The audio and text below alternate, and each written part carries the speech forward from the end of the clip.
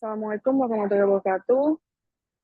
Perkenalkan, kami dari kelompok E dari TM 9 dari mata kuliah Startup Bisnis ingin mempresentasikan tentang efektif tim.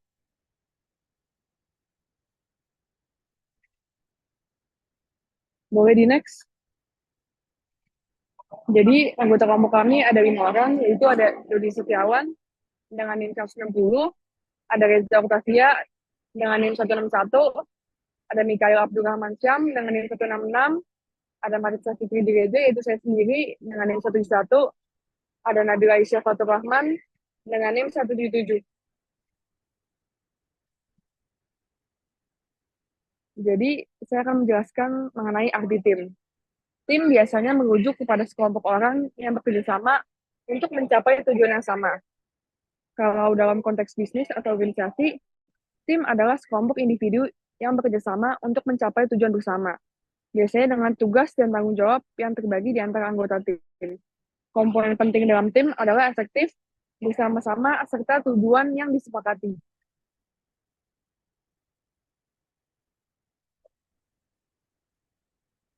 Jadi, contoh tim ada 4, yaitu ada tim atletik, komite relawan, tim bisnis, dan tim peningkatan kualitas.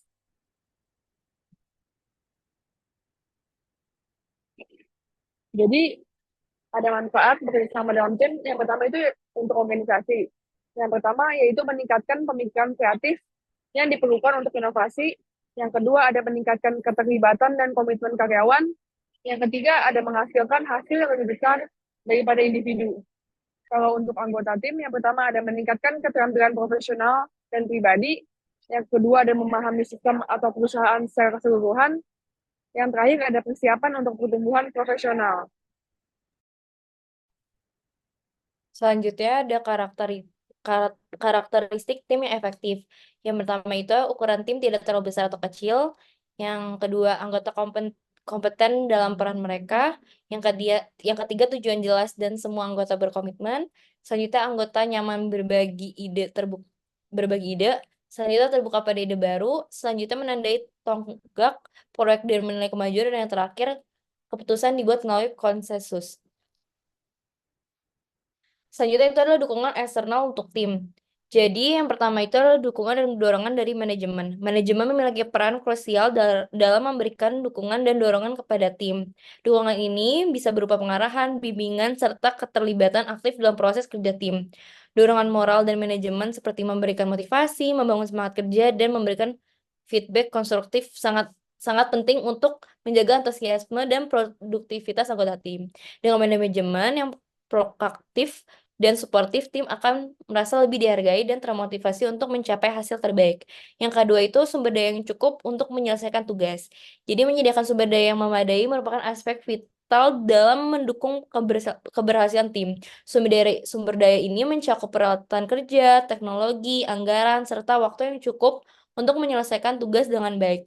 Selain itu, akses terhadap pelatihan dan pengembangan profesional juga termasuk dalam kategori ini.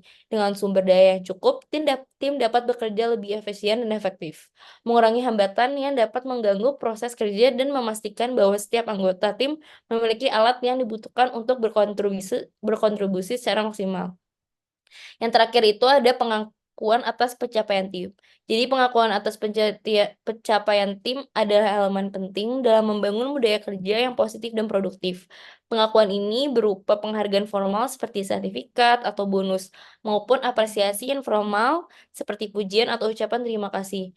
Mengakui keberhasilan tim tidak hanya meningkatkan moral dan kepuasan kerja anggota tim, tetapi juga mendorong mereka untuk terus berprestasi.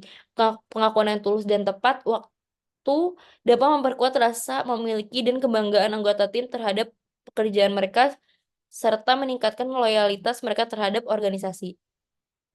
Selanjutnya itu ada tahapan pengembangan tim. Yang pertama ada forming. Jadi anggota bertemu dan memperkenalkan diri, menetapkan aturan dasar. Yang kedua ada storming, itu konflik muncul, ide bersaing, diskusi intens. Yang selanjutnya ada norming, itu anggota menyelaraskan perbedaan, mencapai kesepakatan.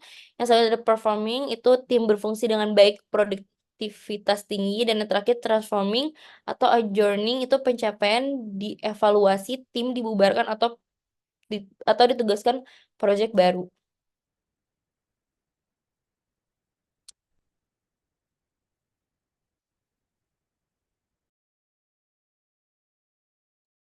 Oke, selanjutnya perilaku disfungsional dalam tim. Yang pertama, dominasi percakapan. Jadi, mengambil alih diskusi tanpa memberikan kesempatan pada anggota lain untuk berbicara. Yang kedua, menarik diri dari proses. Jadi, menarik diri dari proses ini itu tidak berpartisipasi aktif dalam diskusi atau keputusan tim.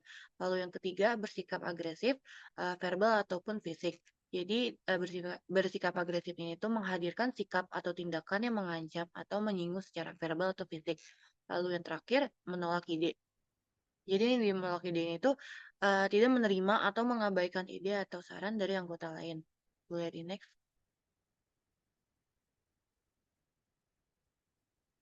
Selanjutnya ada pencegahan perilaku disfungsional. Yang pertama, menetapkan aturan dasar bersama.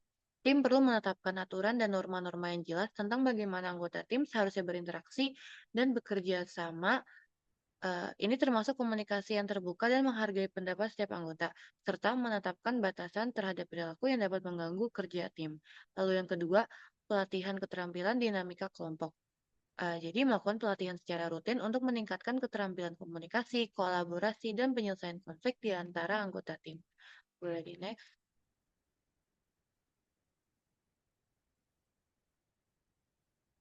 Selanjutnya, ada aturan dasar tim. Yang pertama, perjanjian tertulis tentang cara berperilaku dalam kelompok. Jadi, perjanjian tertulis tentang cara berperilaku dalam kelompok ini menyusun dokumen tertulis yang menggambarkan norma dan ekspektasi yang diharapkan dari setiap anggota tim. Dokumen ini dapat mencakup cara berkomunikasi, menyelesaikan konflik, dan juga berkolaborasi. Selanjutnya, ada melibatkan semua anggota dalam pembuatan aturan. Jadi memastikan semua anggota tim terlibat dalam proses pembuatan aturan. Hal ini memungkinkan setiap anggota untuk memiliki untuk merasa memiliki dan bertanggung jawab atas aturan yang ditetapkan. Lalu yang terakhir, mereview dan menyesuaikan aturan sesuai kebutuhan. Jadi mereview dan menyesuaikan aturan sesuai kebutuhan ini tuh mengadakan evaluasi berkala terhadap aturan yang telah ditetapkan untuk memastikan relevansinya dan menyesuaikannya dengan perubahan kebutuhan atau dinamika tim.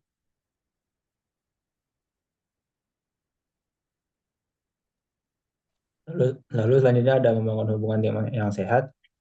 Yang pertama ada komunikasi terbuka, yaitu bebas menyampaikan ide dan kekhawatiran secara transparan. Yang kedua ada mendengarkan aktif, yaitu fokus pada pembicara untuk memahami pesan dan perasaan mereka.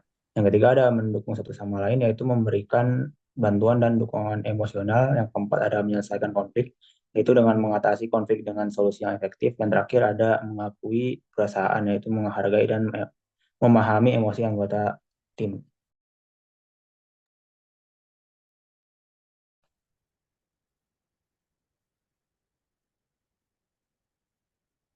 Lalu selanjutnya ada kinerja tugas, yaitu yang pertama mengajukan pertanyaan, klarifikasi tujuan dan masalah, dan mendorong pemikiran kritis dan inovatif. Yang kedua ada menyediakan informasi, itu dengan berbagi data dan wawasan yang relevan untuk pengambilan keputusan yang cepat dan akurat. Yang ketiga ada menganalisis dan merencanakan, mengidentifikasi pola dan merencanakan strategi untuk mencapai tujuan. Yang keempat ada mengambil tindakan, yaitu dengan melaksanakan rencana dan menyesuaikan tindakan sesuai kebutuhan. Nah, terakhir ada menyepakati langkah-langkah, yaitu dengan mencapai konsensus tentang tindakan dan tanggung jawab untuk menjaga koordinasi dan keselarasan tim.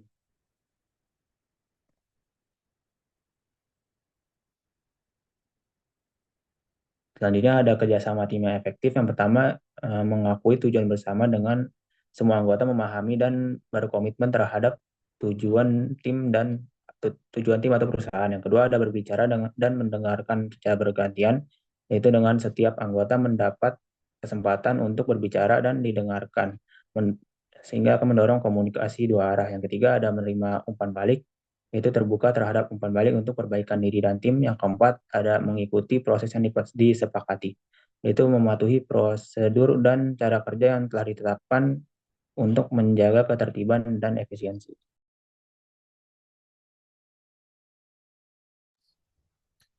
Baik, selanjutnya hambatan kinerja tim.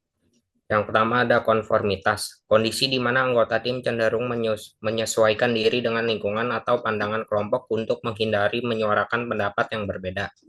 Ini akan menghambat kreativitas, inovasi, dan pengambilan keputusan yang efektif dalam tim.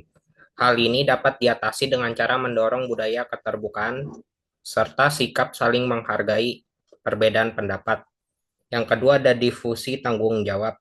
Situasi di mana tanggung jawab individual menjadi kabur dalam tim, sehingga anggota cenderung kurang bertanggung jawab. Ini menyebabkan pekerjaan tidak terselesaikan dengan baik. Hal ini dapat teratasi dengan cara membangun rasa tanggung jawab serta komitmen dalam tim. Yang ketiga, pemikiran kelompok. Kecenderungan anggota tim untuk menyetujui, menolak, ataupun mengikuti pendapat mayoritas untuk menghindari perdebatan. Hal ini dapat menimbulkan keputusan yang tidak optimal. Hal tersebut dapat teratasi dengan mendorong atau mendukung perbedaan pendapat serta perdebatan yang sehat. Lalu yang keempat itu kurangnya dukungan atau sumber daya.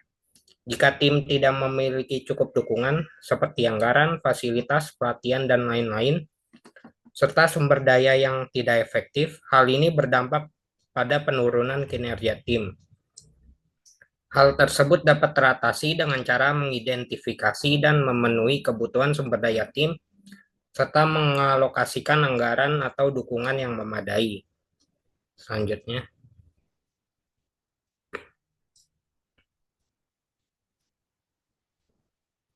terus selanjutnya akuntabilitas tim. Yang pertama itu mendefinisikan hasil penting, tonggak pencapaian, dan indikator keberhasilan.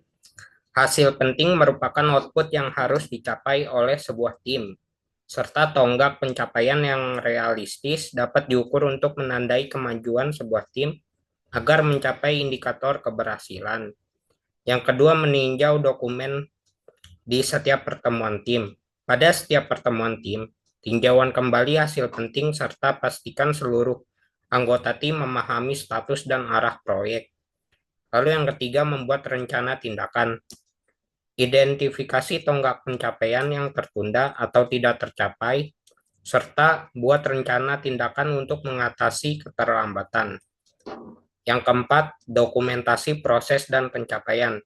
Dokumentasikan proses sebagai rekam jejak untuk referensi di masa yang akan datang. Next.